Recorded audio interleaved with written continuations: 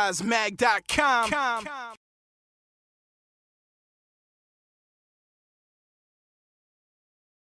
So we're here at Otakon 2016 with Alex Tipton. Hi. What inspired you to become a voice actor? Oh gosh. Well, I started from a very young age acting on stage. And my mom has been a huge inspiration to me and definitely was when I was a child and I was still kind of figuring out who and what I wanted to be. She's kind of, I call her an artistic jack of all trades, like she does everything. So knew from a very young age that I loved acting and I wanted it to be in my life in some capacity. Fast forward to middle school, when I moved to Texas because of my dad's job, the first group of girls that I became friends with were anime fans. And they kind of, educated me in the ways of anime and explained to me that these cartoons I'd been watching on Toonami for the last couple of years were actually called anime. And so that was really cool and developed, a fun kind of hobby with anime with these friends that I still have today. And when I was a senior in high school, I found out that Funimation was actually located very close to where I was living. And I just, thought, oh my gosh, how cool would it be to like combine this thing, acting, that I'm very passionate about, and this fun hobby anime that I have on the side. So long story short, I was very lucky to get called in for an audition, and here I am almost 8 years later, still doing it. So. Do you have any techniques for getting into character? Vocal warm-up is important. I usually sing on the way to work in my car because I do it anyway, so I might as well turn it into a warm-up, like a compulsive car singer. But if the character voice is kind of strange or is not my normal speaking voice, sometimes I will take that a step further and sing in a character voice. And as for the character, if it's a character that I've been working on and I've been like establishing this relationship with and I've been going on this journey with, sometimes that affects the kind of music I will play in the car, whether or not I'm singing. Like if it's sort of like a darker, grittier character, I'll play like Rob Zombie or like Marilyn Manson or something, just to kind of like get me into that zone. Or if it's like some happy-go-lucky bouncing off the walls, I'll play like, music that fits that kind of style.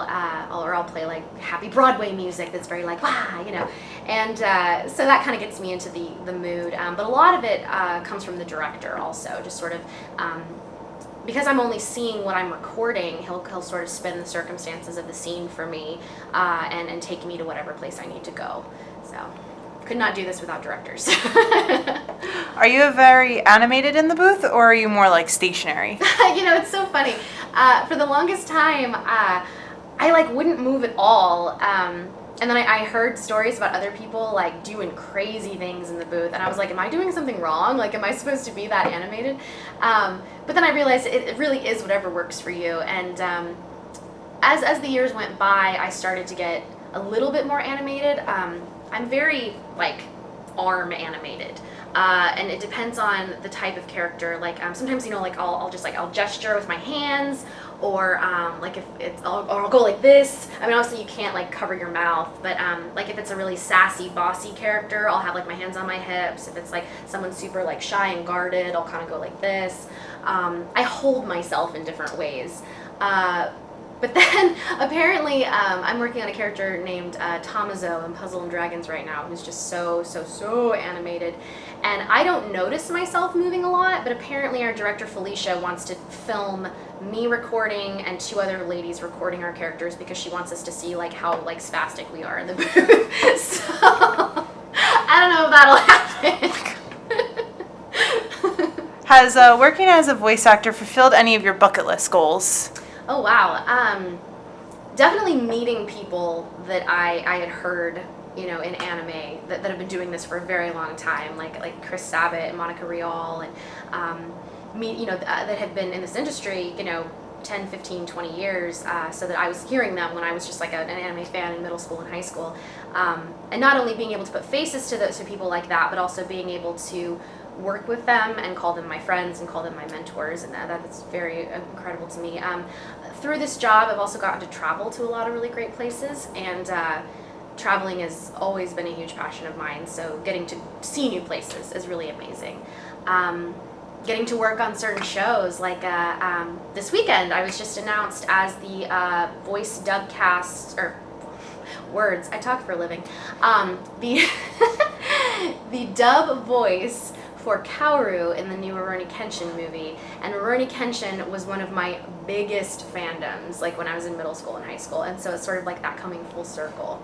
And then same thing kind of with this Escaflowne dub that we're premiering this weekend. So a lot of things have kind of come full circle from my childhood, which is really, really cool.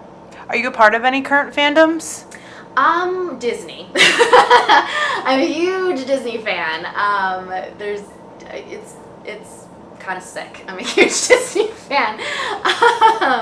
Huge Disney fan. I'm a huge fan of. I don't see a lot of anime outside of Funimation these days, just because I'm very lucky to be working a lot, and so most of the anime I watch is stuff that I'm in, because I get free box sets, and then I like being able to see it all come together too and support my friends. But so I'm very passionate about like merchandise from like fun shows that I've been in or things like that. But outside of anime, Disney, I really like horror movies and like horror video games, and a huge Final Fantasy fan. Yeah, stuff like that. Out of all the characters you played, which is the most like you and the least like you? Oh my goodness. The least like me is definitely Hana from Prison School. The most like me, I think, I'll just say with the first thing that came to mind, maybe Choo Choo from Show by Rock.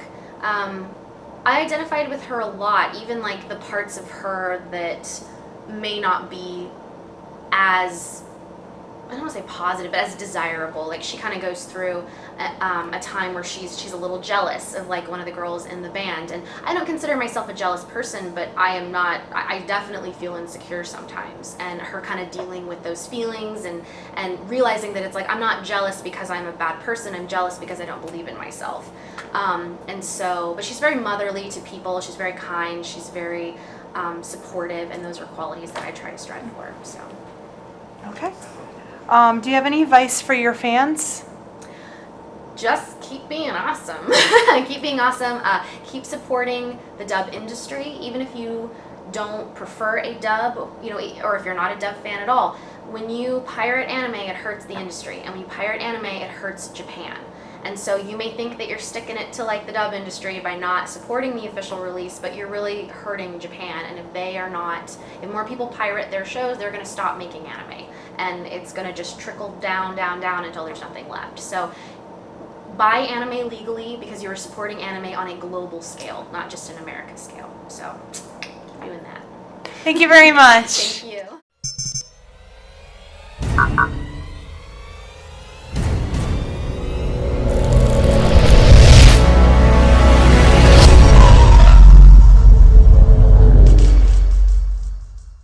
WeRiseMag.com